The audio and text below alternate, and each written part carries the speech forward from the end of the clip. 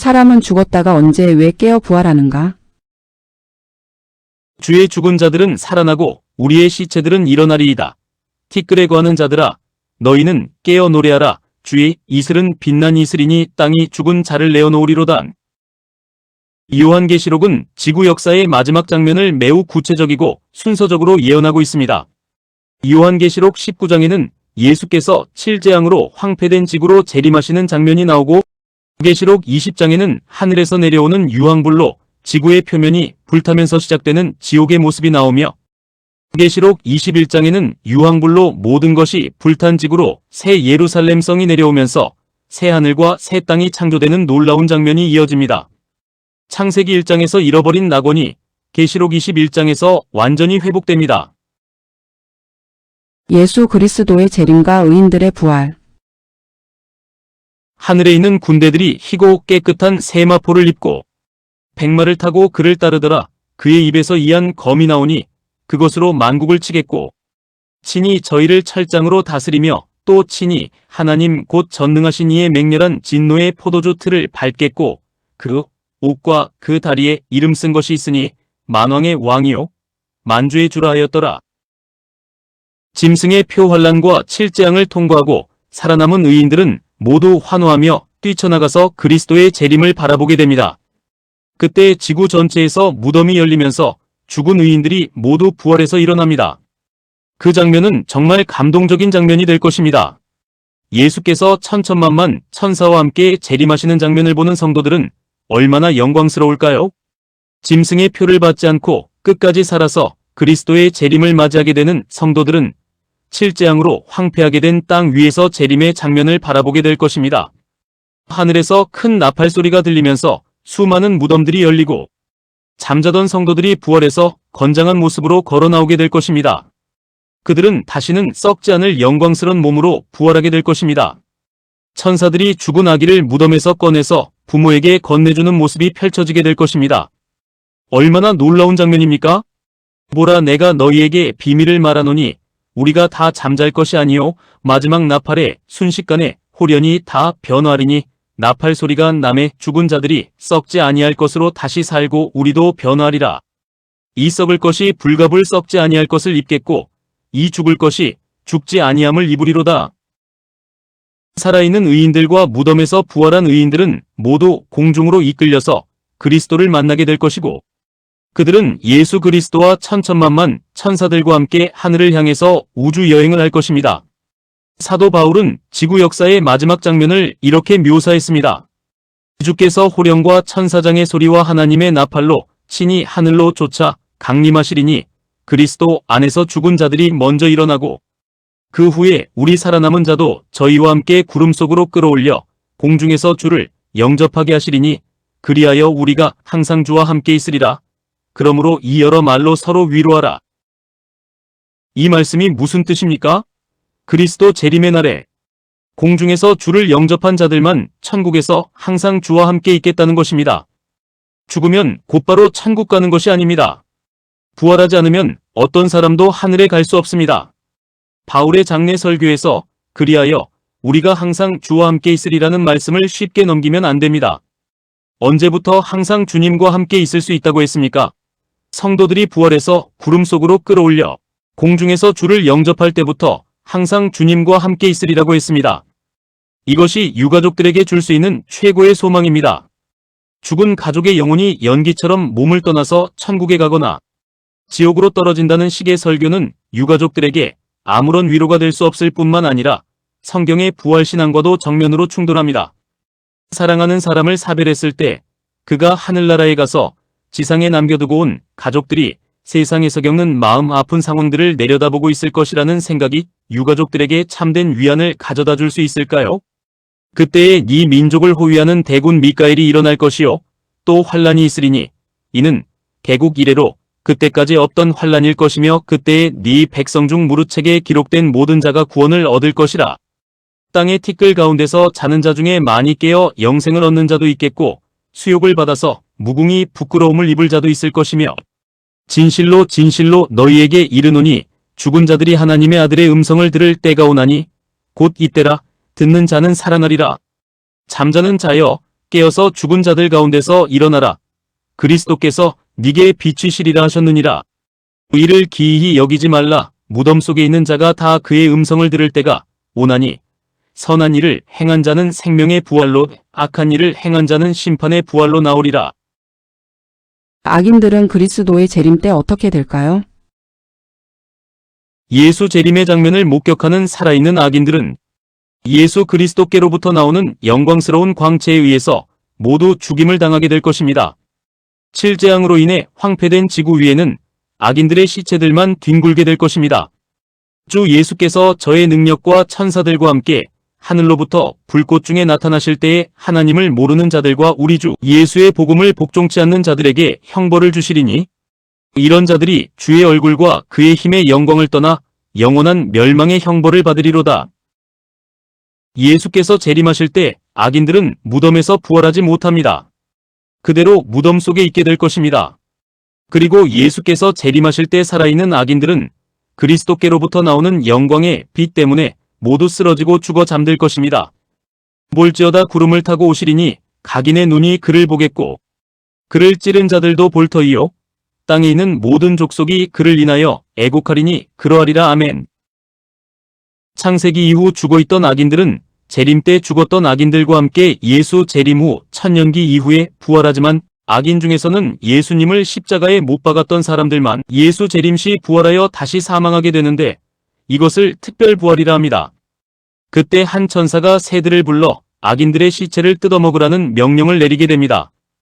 또 내가 보니 한 천사가 해에 서서 공중에 나는 모든 새를 향하여 큰 음성으로 외쳐가로되 모아서 하나님의 큰 잔치에 모여 왕들의 고기와 장군들의 고기와 장사들의 고기와 말들과 긋한 자들의 고기와 자유한 자들이나 종들이나 물론 대수하고 모든 자의 고기를 먹으라 하더라. 재림 후 시작되는 천년기. 계시록 19장의 끝에는 그리스도의 재림이 나오고 20장의 시작에는 천년기가 나옵니다. 다시 말해서 예수께서 재림하시는 날부터 천년기가 시작되는 것입니다. 천년기가 시작될 때 천사가 하늘로부터 내려와서 사탄을 큰 쇠사슬로 결박합니다. 사탄은 미혹할 사람이 없는 지구에 천년 동안 갇혀있게 됩니다. 요한계시록 20장에 나오는 사건들의 순서를 주목해 보시기 바랍니다. 내가 봄에 천사가 무적행 열쇠와 큰 쇠사슬을 그 손에 가지고 하늘로서 내려와서 용을 잡으니 곧 옛뱀이요 마귀요 사탄이라 잡아 1000년 동안 결박하여 사탄은 악인들의 시체가 널려있는 무적행 같은 지구에서 1000년 동안 갇혀있게 됩니다. 무적행에 던져 잠그고 그 위에 임봉하여 1000년이 차도록 다시는 만국을 미혹하지 못하게 하였다가 하나님께서는 악인들의 시체가 널려있는 지구에 사탄을 1000년 동안 결박시켜 놓으신 후 어떤 일을 하실까요? 하나님께서는 구원받아서 하늘에 간 의인들에게 보좌를 마련해 주시고 놀라운 권세를 주십니다. 또 내가 보좌들을 보니 거기 앉은 자들이 있어 심판하는 권세를 받았더라. 또 내가 보니 예수의 증거와 하나님의 말씀을 인하여 목배임을 받은 자의 영혼들과 또 짐승과 그의 우상에게 경배하지도 아니하고 이마와 손에 그의 표를 받지도 아니한 자들이 살아서 그리스도로 더불어 1000년 동안 왕노릇하니 그 나머지 죽은 자들은 그 1000년이 차기까지 살지 못하더라. 이는 첫째 부활이라. 의인들의 첫째 부활은 첫째 사망이 있다는 말로써 이 땅에서 모두 한 번은 죽는 죽음입니다. 단 14만 4천 명은 환란을 통과하고 살아서 첫째 사망도 없이 재림을 맞이할 재림 직전 마지막 때의 백성들입니다. 의인들이 그리스도와 더불어 1000년 동안 왕노릇한다는 말이 무슨 뜻일까요? 왕은 다스리고 재판하는 권세를 갖고 있습니다. 그러므로 의인들은 1000년 동안 악인들을 심판하는 권세를 받을 것입니다. 다시 말해서 의인들은 죽은 악인들에 대한 심판에 참여한다는 것입니다. 또 내가 보좌들을 보니 거기 앉은 자들이 있어 심판하는 권세를 받았더라. 많은 분들이 장차 하늘에서 의인들이 악인들을 심판할 것이라고 말하면 이상하게 생각합니다. 그러나 바울은 성도들이 세상과 천사를 심판할 것이라고 말하고 있습니다. 성도가 세상을 판단할 것을 너희가 알지 못하느냐? 세상도 너희에게 판단을 받겠거든 지극히 작은 일 판단하기를 감당하지 못하겠느냐? 우리가 천사를 판단할 것을 너희가 알지 못하느냐? 그러하거든 하물며 세상 일이랴. 하늘에서 의인들은 다음과 같은 의문들을 갖게 될 것입니다. 왜 내 아내는 하늘에 오지 못했을까? 왜 내 아들은 하늘에 오지 못했을까? 왜 우리 교회 목사님과 장로님은 지옥의 형벌을 받아야 할까? 구원받은 의인들은 자신이 구원받았다고 마냥 좋아만 할 수 없을 것입니다. 그래서 하나님께서 의인들 각 사람에게 심판하는 권세를 주시고 1000년 동안 그리스도와 함께 악인들이 왜 형벌받아야 하는가를 살펴볼 수 있는 기회를 주시는 것입니다. 얼마나 놀라운 말씀입니까? 구원받은 성도들은 악인들을 심판할 뿐 아니라 사탄까지 심판하게 될 것입니다. 하늘에서 의인들은 사탄이 왜 하늘에서 쫓겨났으며 악인들이 왜 구원받지 못했는지를 살펴보게 됩니다. 천년의 심판을 통해서 의인들의 마음에 하나님의 구원에 대한 의문이 완전히 사라지게 됩니다. 여러분, 하나님께서는 자기 마음대로 구원과 형벌을 나눠주는 독재자가 아닙니다. 미천한 인간이 하나님의 공의와 심판을 이해할 수 있게 하기 위해서 1000년 동안 죄의 세력을 살펴보고 심판할 수 있는 기회를 주시는 것입니다. 얼마나 놀라운 배려이고 지혜입니까? 이런 과정을 통해서 온 우주는 한마음으로 하나님의 사랑과 공의를 찬양하게 되는 것입니다. 천년기의 끝에 악인들이 부활한 뒤 사탄과 함께 받는 심판.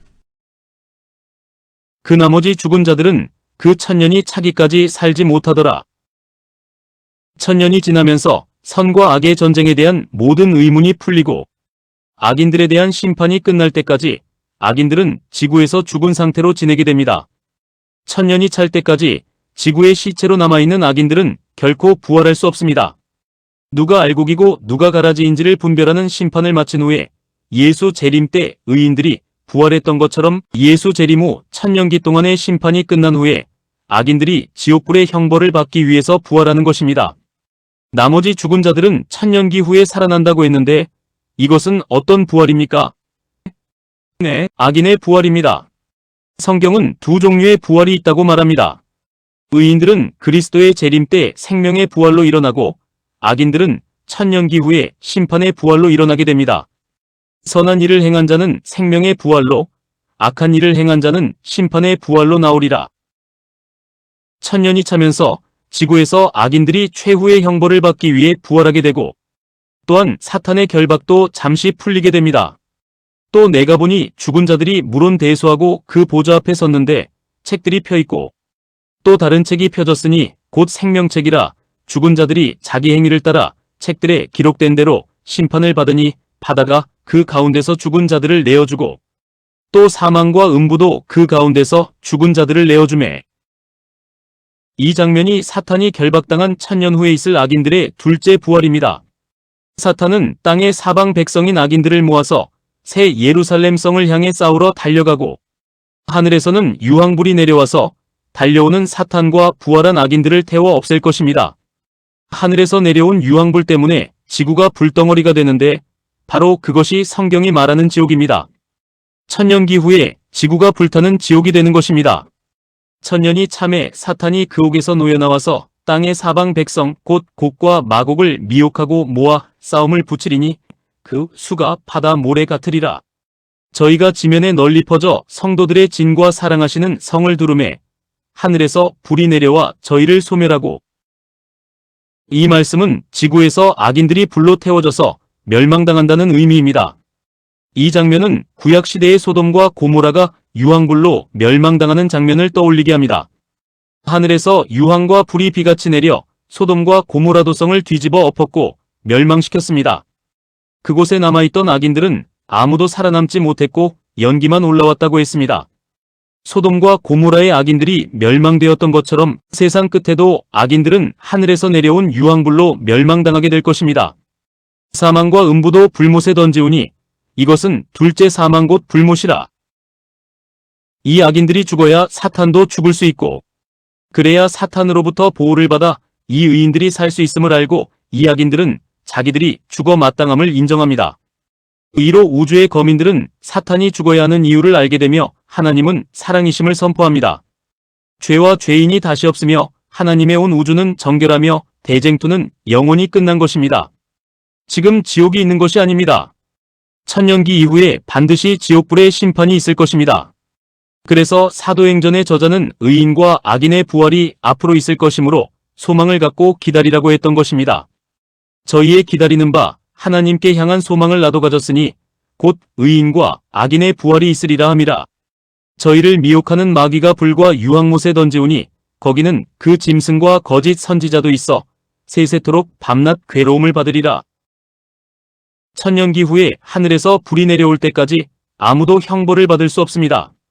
먼저 그리스도의 재림이 있어야 하고 천년이 지나야만 악인들의 형벌이 시작됩니다. 오늘날 기독교회에서 가르쳐지고 있는 악인은 죽는 순간 지옥불에 떨어진다는 교리는 계시록에 나타나 있는 재림, 천년기 형벌의 순서로 이어지는 시간표에 전혀 맞지 않습니다. 소돔과 고모라를 멸망시킨 것과 똑같은 종류의 불이 천년기 후에 악인들을 화염으로 태우게 될 것입니다. 의인들은 새 예루살렘 성에서 나와 완전히 타서 재가 된 악인들을 밟고 다니게 될 것입니다. 그것이 말라기서 말씀의 의미입니다. 또 너희가 악인을 밟을 것이니 그들이 나의 정한 날에 너희 발바닥 밑에 재와 같으리라. 만군의 여호와의 말이니라. 의인과 악인의 마지막 만남. 천년기 이후 새 예루살렘 성이 지구로 내려올 때 의인들은 성 안에 있고 악인들은 성 밖에 있을 것입니다. 악인들은 죽었을 때의 모습 그대로 부활하게 됩니다. 어떤 사람들은 절뚝거리는 모습으로 부활하고 어떤 사람은 문둥병이 퍼진 채 부활할 것입니다. 그때 사탄은 부활한 악인들에게 나타나 최후의 미혹을 할 것입니다. 사탄은 이렇게 선동할 것입니다. 우리들이 새 예루살렘 성을 빼앗을 수 있다. 우리의 숫자가 저들보다 훨씬 많다. 저 성을 공격해서 빼앗자. 악인들은 사탄의 말을 받아들일 것입니다. 사탄과 악령들은 악인들을 앞장세우고 새 예루살렘 성을 향하여 달려갈 것입니다. 여러분, 그때 의인들은 성 안에서 기가 막힌 장면을 보게 될 것입니다. 왜냐하면 새 예루살렘 성을 빼앗기 위해서 달려오는 악인들 중에 내 남편이 있고 내 아들이 있고 내 딸이 있는 것이기 때문입니다. 성도들은 악인들 속에 섞여서 내 어머니와 내 친구가 달려오는 모습을 보게 될 것입니다. 나와 함께 예배드렸던 교우들을 보게 될 것입니다. 그들을 바라보는 흰옷 입은 성도들의 심정이 어떨까요?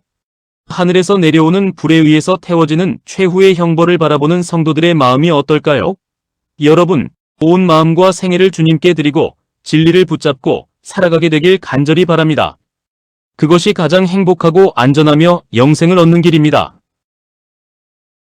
둘째 사망에 대한 성경절. 모든 영혼이 다 내게 속한지라 아비의 영혼이 내게 속함같이 아들의 영혼도 내게 속하였나니 범죄하는 그 영혼이 죽으리라. 죄의 싹슨 사망이요 하나님의 은사는 그리스도 예수 우리 주 안에 있는 영생이니라. 여호와의 만국을 벌할 날이 가까웠나니 너의 행한 대로 너도 받을 것인즉 너의 행한 것이 네 머리로 돌아갈 것이라. 너희가 내 성산에서 마신 것 같이 만국인이 항상 마시리니 곧 마시고 삼켜서 본래 없던 것 같이 되리라. 말라기서는 악인들의 형벌에 대해서 매우 구체적으로 설명하고 있습니다. 보라, 극렬한 풀무불 같은 날이 이르리니 교만한 자와 악을 행하는 자는 다 초계 같을 것이라. 그 이르는 날이 그들을 살라 그 뿌리와 가지를 남기지 아니할 것이로되 또 너희가 악인을 밟을 것이니 그들이 나의 정한 날에 너희 발바닥 밑에 재와 같으리라. 사도 요한은 세상 끝에 있을 지옥불에 대해서 다음과 같은 말씀을 남겼습니다. 두려워하는 자들과 믿지 아니하는 자들과 흉악한 자들과 살인자들과 행음자들과 술객들과 우상 숭배자들과 모든 거짓말하는 자들은 불과 유황으로 타는 못에 참여하리니 이것이 둘째 사망이라. 죄의 결과는 유황불로 타서 재가 되어 소멸되는 것입니다. 죄의 싹슨 사망이기 때문에 악인들에 대한 영원한 형벌은 사망입니다. 잠시 후에 악인이 없어지리니 네가 그곳을 자세히 살필지라도 없으리로다. 악인은 멸망하고 여호와의 원수는 어린 양의 기름같이 타서 연기되어 없어지리로다. 성경은 악인이 영원히 불 속에서 고통받는 것이 아니라 타서 연기되어 없어질 것이라고 말하고 있습니다. 시편에서는 악인이 기름처럼 타서 연기가 될 것이라고 했는데 이사야서에서는 악인이 마른 풀처럼 타서 없어질 것이라고 했습니다.